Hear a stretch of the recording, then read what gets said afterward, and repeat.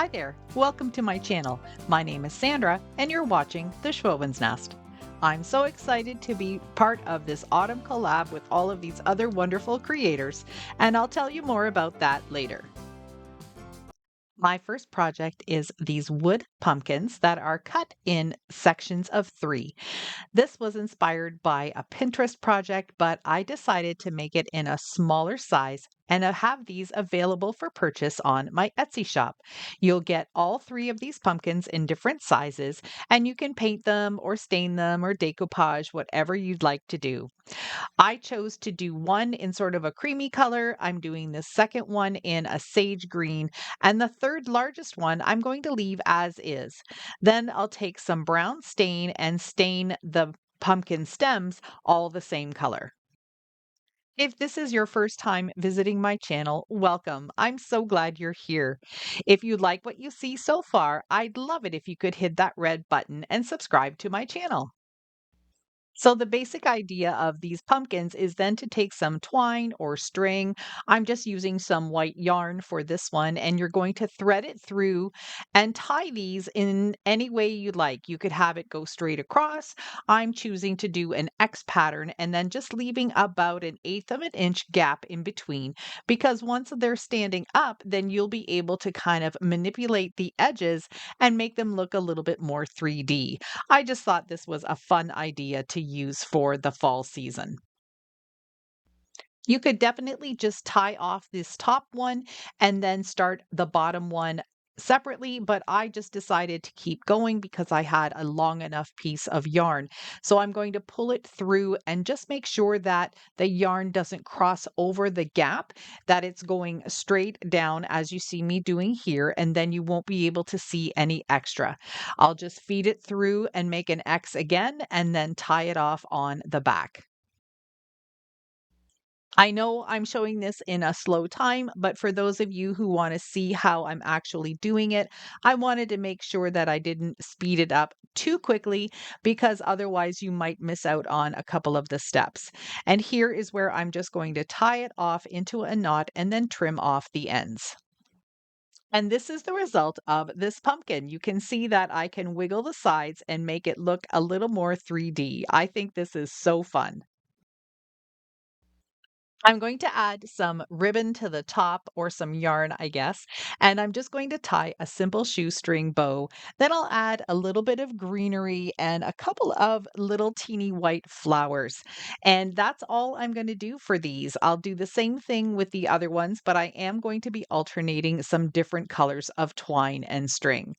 The last thing to do is to make this stand up on its own. So I'm using this wine cork that you can see here, and I'm going to glue that onto the center piece of each of these pumpkins, and then they'll stand up on their own.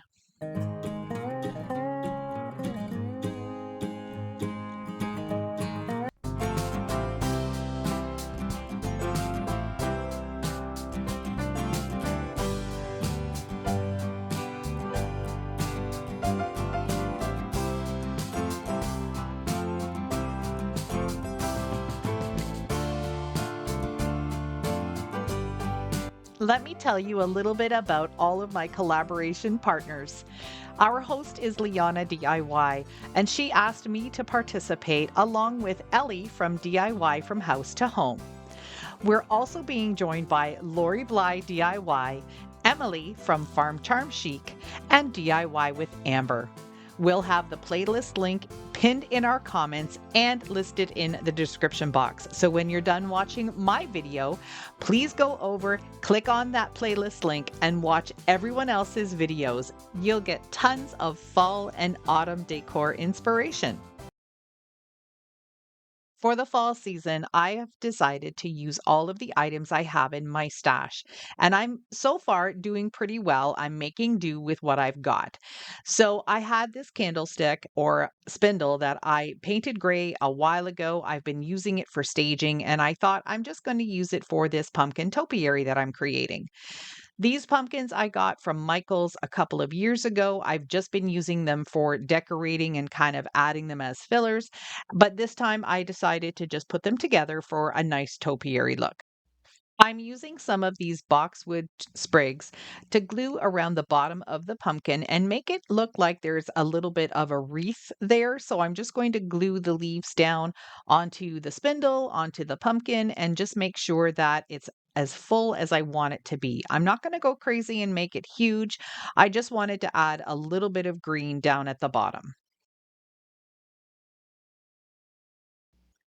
Once I've completed that, I'm going to be adding some little bits of Spanish moss in between just to give it a little bit more texture.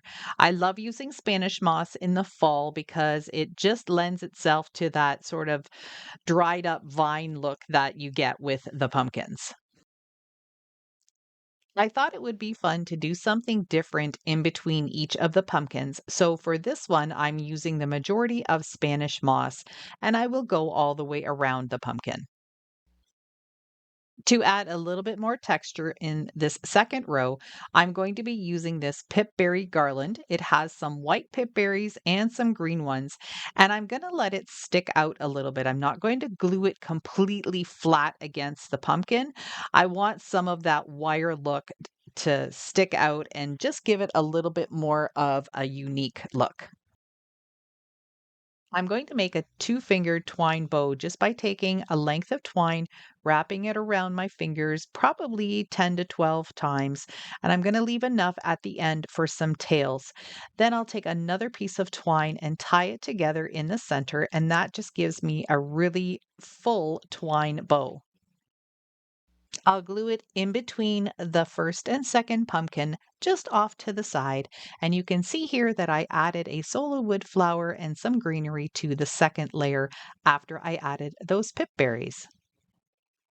I'm adding a little bit more Spanish moss just to the one side of the bow, and then I'll add a few more little greenery leaves. The bow seemed a little plain, so I added some tiny little white florals to it and a couple of white pip berries.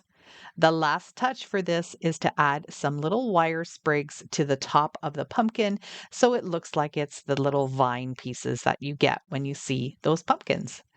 This one turned out really beautiful, and I hope you like it.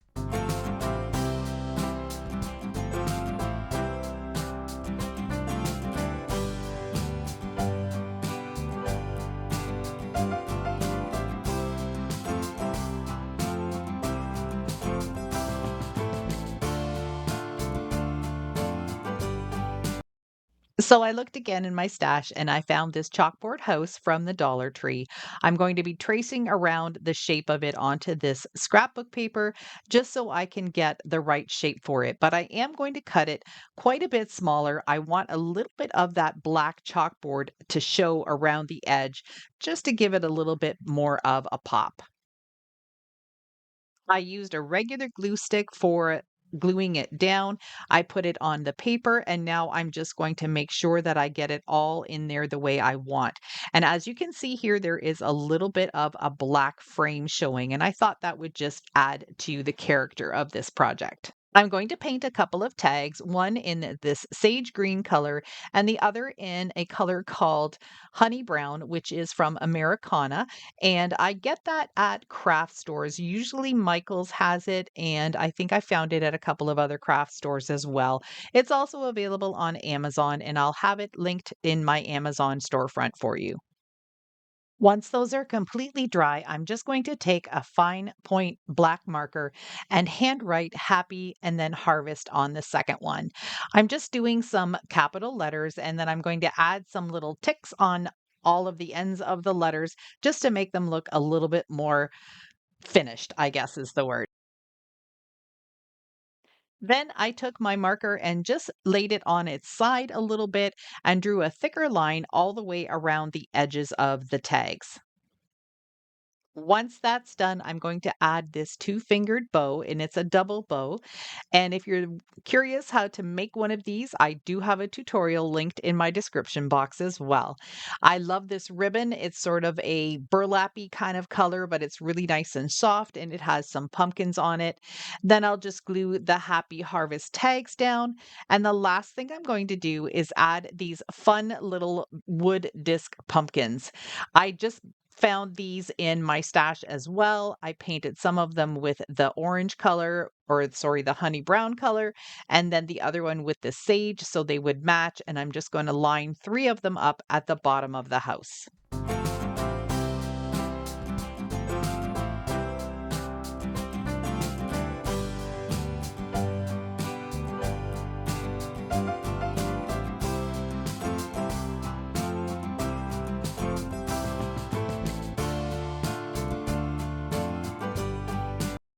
So here's how I made those little pumpkins. I had these wood slices and they're fairly similar in size, but some of them are the shapes are just a little different. So I thought they would be perfect for tiny little pumpkins. So I took a little stick from my backyard and I cut it into smaller bits. I'm hot gluing those right on top, and you can see that that just creates the shape of a little pumpkin. Then I'll take some of my honey brown and that sage green color and just paint the fronts of them. I think they're so cute and they'll be perfect for either some little embellishments on different projects and also just as some table scatter, or you could even make a garland with these.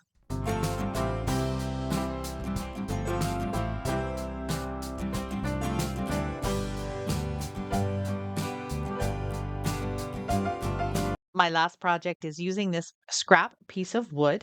I've got a printable design and this small wooden frame. The first thing I'm going to do is figure out where I want the picture to be, and then I'll be able to trace around the frame's position and then glue the paper right on top. I'm doing this because I want to paint everything white, but I didn't want to have the wood glued together on the paint. So I didn't want to paint the background, then glue everything on, because I do find that sometimes the glue just sticks to the paint and it can fall off. So now that I have everything placed together, I'm going to be using a glue stick to make sure that I have this paper glued down really well onto the background. I'm holding the printable in place at the top and adding the glue down on the bottom portion. And I am going to be using my Mod Podge squeegee here just to help with all of the bubbles and make sure that there aren't any wrinkles in this project. Now, one thing I'm doing is flipping my little scraper over, because if you get a little bit of excess glue on it, you could damage your image on the top, because the glue will sometimes either pull off some of the paper or it might just smudge your image. So just make sure that you're aware of where you have the glue. And if you're using a tool like this, you want to make sure that you don't let it get any glue on it. I'm just going to continue rubbing this down and making sure that it's really secure, and then I can move on to the next step. Now I'm going to be using a hot glue gun and I'm just going to be tracing all the way around the image. I have the frame portion traced out on here with pencil already, so I know exactly where the edges are going to be. This little glue gun is giving me a little bit of an issue sometimes when I don't have it on the high temperature setting, so I had to give it a little bit of an extra push with my finger. Now I'll just place the frame down and hold it there until the glue has a chance to set up. I decided to give this a coat of black first because when I distress it down, I want to be able to see a couple of different colors. You'll be able to see the wood a little bit, and you'll also be able to see the black. I'm going to do the outside and the edges of the wood piece and also the frame itself. The paint is all dry now, and you can see that I have added a coat of white. I actually did 2 coats of white, and I'm just taking a fine grit piece of sandpaper and I'm going to go gently around the edges of the frame, making sure I hit all of the places where it would naturally wear. I'll also do some sanding around the outside of the scrap wood piece and then also on top of it, just to give it more of a distressed and rustic look. This is a sticker from the Dollar Tree. I also had this in my stash, so I'm very carefully just going to peel this up and then place it on the sign.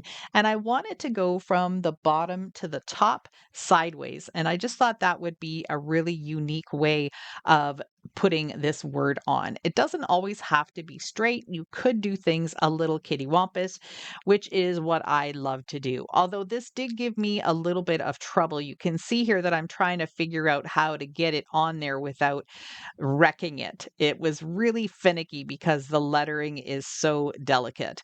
But I did get it. And then once I had everything laid out and smoothed and made sure that the sticker was sticking properly, I did give everything a coat of Mod Podge matte just to make sure that my sticker doesn't peel off eventually. I thought this sign needed a little something at the top, so I'm going to be adding some of these lamb's ear leaves, a few solo wood flowers. I'll probably add a little bit of boxwood greenery and some Spanish moss. And then I'm also going to add one of those little wood pumpkins that I just made out of the wood slices to finish it off. This is how it turned out.